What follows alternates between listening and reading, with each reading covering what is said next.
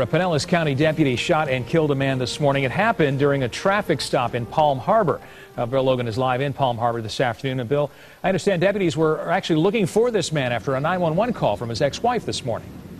Yeah, it took a while for all of this to unravel here, Dan, and this truly has all the markings of one of those suicide by cop cases, at least the way that it ended up. But officers here tell me that they didn't have any choice in the matter.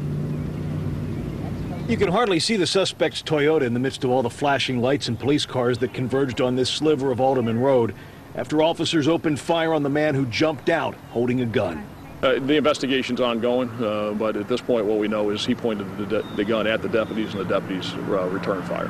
According to investigators, the driver of that Camry had come in from Ohio and broke into his ex-wife's home in Palm Harbor, threatening her. She called 911, but before officers could get there, he left. Deputies on the lookout for him and the car stopped the suspect as he was headed to his daughter's house in Dunedin, here just east of Belcher Road. When they pulled him over, he exited the vehicle. He had a gun in his hand, and the gun was pointed inward at his chest.